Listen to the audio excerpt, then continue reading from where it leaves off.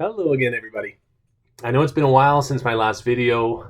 I really just don't spend a lot of time on JW or exJW content anymore, so I won't be posting very often, but I do want to keep this channel at least somewhat active, so if anyone searches my name, it'll come up.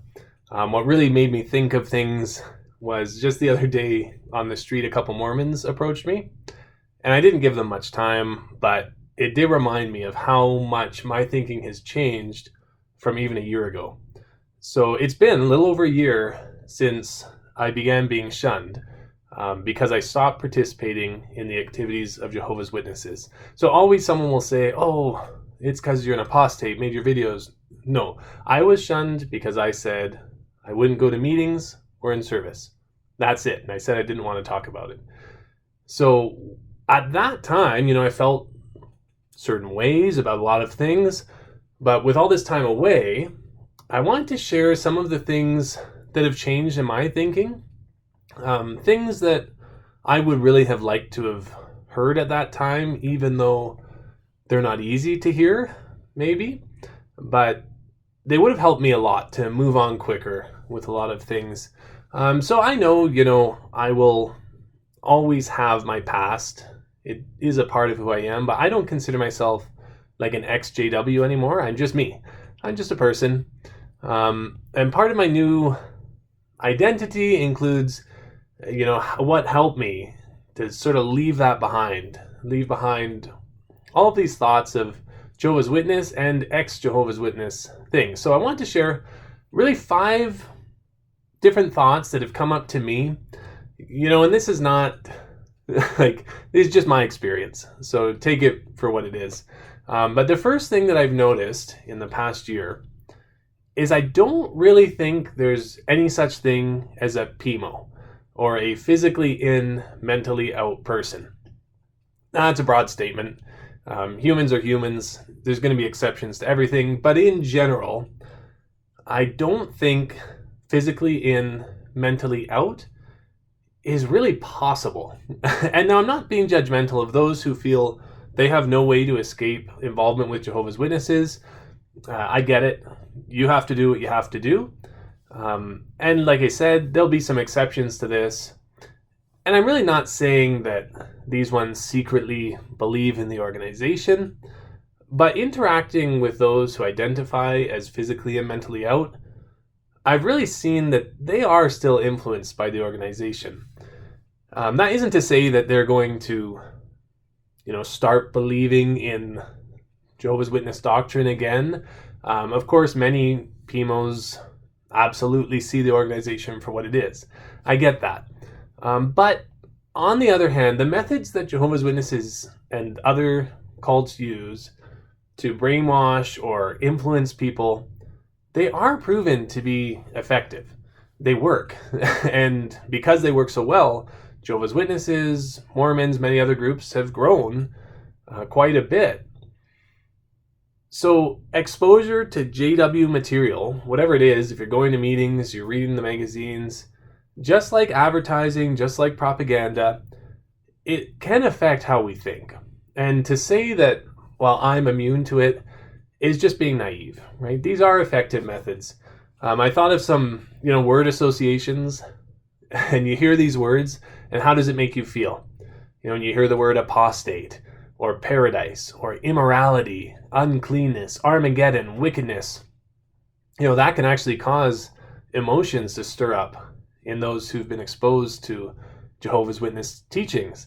And PMOs actually even use some of the vocabulary of Jehovah's Witnesses still, talking about the truth and worldly people and so on and so on. So whether they realize it or not, there is some influence. I've actually been very surprised to see how close PMO thinking tends to align with Jehovah's Witness thinking. So maybe they could be described as physically in, mentally mostly out, mentally almost all the way out, but there's still some effect of being exposed to the organization. So for me, just the way I benefited realizing that was to cut myself off from JW material completely. That's been crucial for my mental freedom. That's not going to be the case for everybody, but for me, No, I just don't want to expose myself to it. I know it's dangerous, and it's especially dangerous for people like me who've been affected by that before, who have been brainwashed. So that brings me to number 2. There are a lot of POIs, physically out, mentally in people. Now, again, I'm not saying these ones necessarily are going to go get reinstated and become, loyal witnesses of Jehovah again. But it seems like lots of people who've left the organization kind of have this attitude like everything that I was taught was correct and it's true, except for this little bit. The governing body, the blood doctrine, Trinity, whatever. So they've kind of left behind one little piece, but they haven't stepped back to experience the full freedom from indoctrination. Now, as always, I'm not here to teach anything. I'm not here to preach. I never will. I don't feel like I have the right. I don't feel like I can say this is the truth. But I do think it's good to ask questions that help us to sort of take that step back and examine why we believe what we believe. Questions like, if I was raised in a different place, or a different time, or a different culture, or a different circumstance, would I still believe what I do? Now, what I mean by that is, for example, if you lived before Jesus did, would you believe he's the only way to salvation? Of course not. That's just obvious. So why do you believe it now? You could examine that. In many countries, you might have never seen a Bible. So how would you have felt about the Bible if you had been born in one of those countries?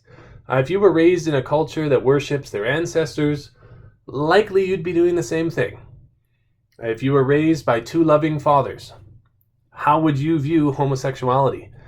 These are questions that help me to sort of think, do I believe what I believe because of how I was raised, because of bias, or do I have a good reason for believing it? And I know, it's impossible to look past all bias, but it's good for me anyway to really get that sense of self, to say, I believe what I believe because I've been convinced by this, or this. And take away, I believe it because that's what was around me, or this is the time we live in, or whatever. And at the end of the day, you step back and you examine, and people are going to land in different places, believe different things. That's okay. That's fine. So long as you have a good reason for believing what you believe, and it's not just, well, that's what I was taught. So a big part of that sort of deconstruction for me was actually pulling back from exJW content. So I do really recommend that. Take a step away from anything JW related, even if there's that EX in front of it. That's what I did. The JW content, I went away from that to kind of help my thinking open up, and I went away from the exJW content to help widen my horizon and look at things from hopefully as unbiased a perspective as possible. Number 3, and this is the first one that sort of became harder for me to deal with. You are not responsible for deprogramming people. I really had to learn that. I wanted to help brainwashed Jehovah's Witnesses escape from the organization. I wanted my family to escape. I wanted to undo the damage I felt I caused when I was a part of the organization, working so hard for the organization. And I've had some success in doing that. But at the end of the day, I've realized you cannot convince someone of something they don't want to believe, and you cannot unconvince someone of something that they want or maybe need to believe. So the frustration that results from trying to do that, it's like hitting your head against a wall. I was reminded of this with the Mormons. Like I said, I didn't actually really talk to them, but they would ask me thought-provoking questions. And it just so reminded me of when I was a Jehovah's Witness. These are actually just pre-programmed questions. At that time, these young guys I was talking to, they were not able to think critically. They weren't in that mental space.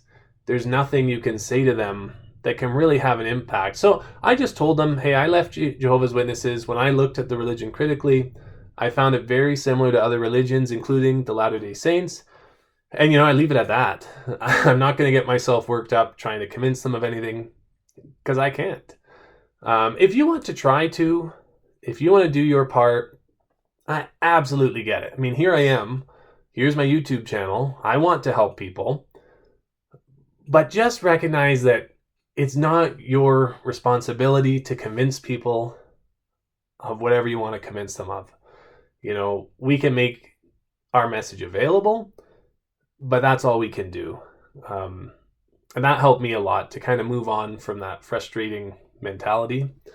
That brings me to number 4. Not everyone has the potential to leave Jehovah's Witnesses. So that's another hard pill to swallow. I used to say, I was the last person I expected to leave, but I left, so anyone could be the next one. And of course, I do still think it's impossible to know who might leave the organization next, but I have come to realize that there is a common thread among ex-Jehovah's Witnesses. They met a line they couldn't cross, or their conscience was bothering them. They could never fully accept a certain teaching of the governing body, or they were bothered by something about the organization, or maybe something in the Bible. So there was something different. During my exit, I also saw the other side, where there were Jehovah's Witnesses acting in ways that I never would have. Not even at my most indoctrinated time would I have done the things that those people did. So I've realized I need to accept, as I was, there are others who are even more deeply into the organization, more deeply indoctrinated. And as sad as it is to say, maybe they're these nice people, but some of them get to a point where I'm not sure that they can climb out of it. On the other hand, there's those who don't want to. I think there's 2 sets of people. There's those who enjoy the cult follower kind of lifestyle, not having to make decisions, having clear-cut sets of rules. They don't want to leave. This is comfortable for them. I fear my sister falls into that category. I think she would stick to whatever group she had started with. If it had been Mormons, Adventists, whatever, that would be her group forever. Others, typically those with narcissistic traits, they enjoy the benefits of the cult leadership lifestyle. Getting to be an elder or a circuit overseer, having a position of power in the organization. And they might not want to give that up. They enjoy that. It's really all they could ask for. It works out well for them to be Jehovah's Witnesses. I fear my father falls into that category.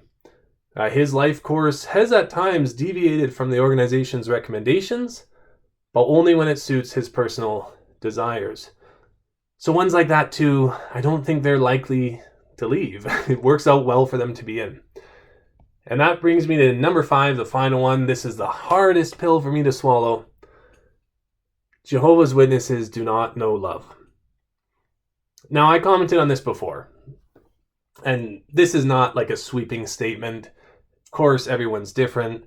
I'm not saying that every baptized Jehovah's Witness is this way, but the deeper ones are indoctrinated by the governing body, the further they get from being able to feel and display genuine emotions, particularly love. I know I've experienced that. I've been learning to love ever since my exit. I fully acknowledge I was not able to love properly. I thought I was. I didn't realize it until I'd left. I've also realized that anyone who would drop me in an attempt to coerce me into coming back to a kingdom hall never loved me. And I've witnessed the incompatibility of true love and Jehovah's Witness teachings, which I'll elaborate on. But the positive of all this, you come to realize that, like me personally, I didn't lose anyone who actually loved me. Anyone who actually loved me would still love me because I didn't change. I only chose to stop participating in an organization that I found to be unconscientiable.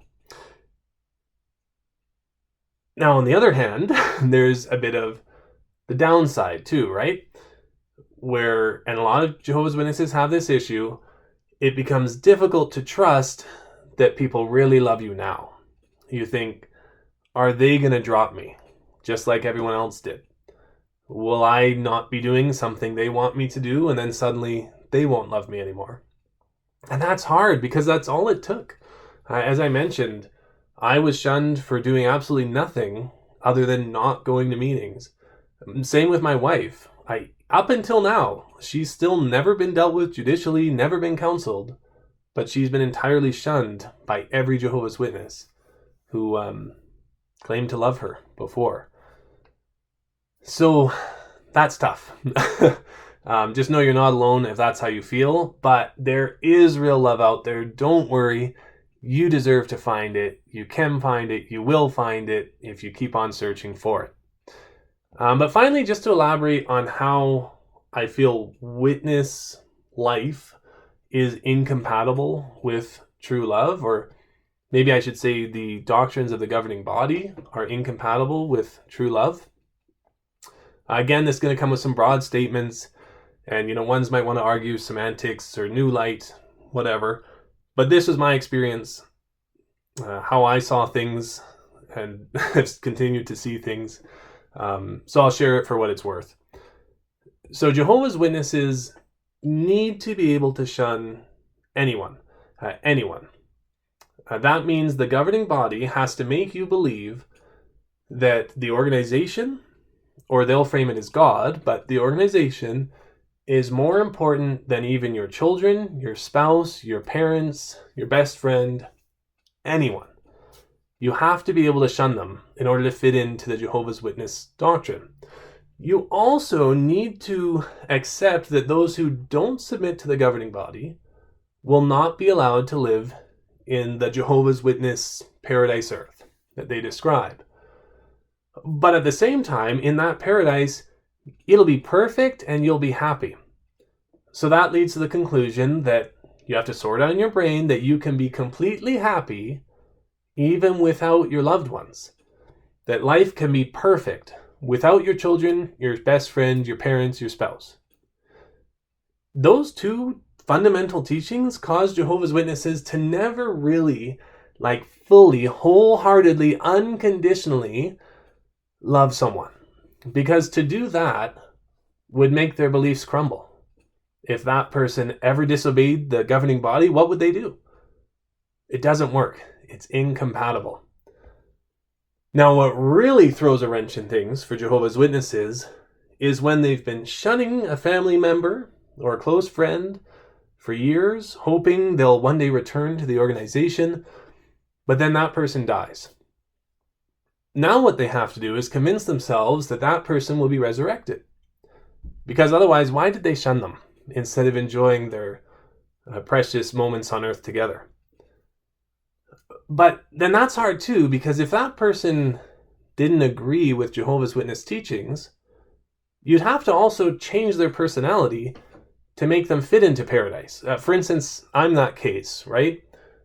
If God came down and said, hey, you can live in paradise with the other Jehovah's Witnesses, I would say, no, thank you. Kill me now. I don't believe in your method of justice. I don't believe in your organization. I don't believe in how you want people to live. Kill me now. So to make me fit into paradise, to make others who have that opinion fit into paradise, you have to change who they are.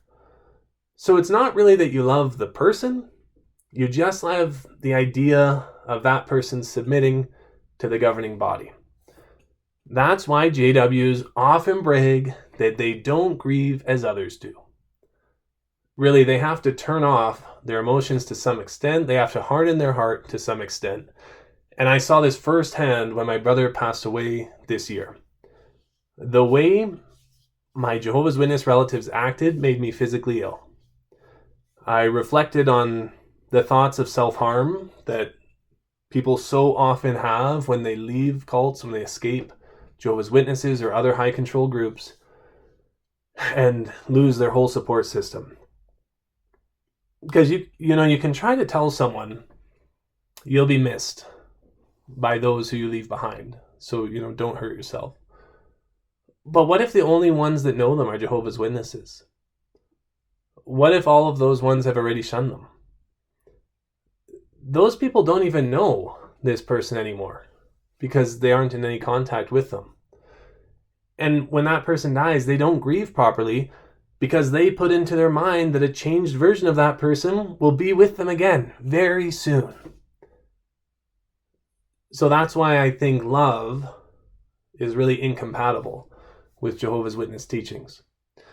So anyway, those are just 5 kind of changes to my thought process, things that I wish I'd heard earlier that really helped me to move on from the organization. To really move on, put that part of my life behind me. I'm no longer an exJW any more than I'm an ex-high school student or whatever. It's something I did, it's an experience, but I've moved on. I'm enjoying the beauty around me, the beauty on this earth, the beautiful people, loving people on this earth. And those of you who are watching, you might be at different stages in the waking up process or the exiting process. Lots of you are totally not going to agree with half or all of what I've said. That's okay. This is just my experience, things I wish I'd known sooner, things that would have helped me. So if it can help someone, great. If not, just remember I'm just another guy, so don't worry about it. And I wish you all the best. Bye for now.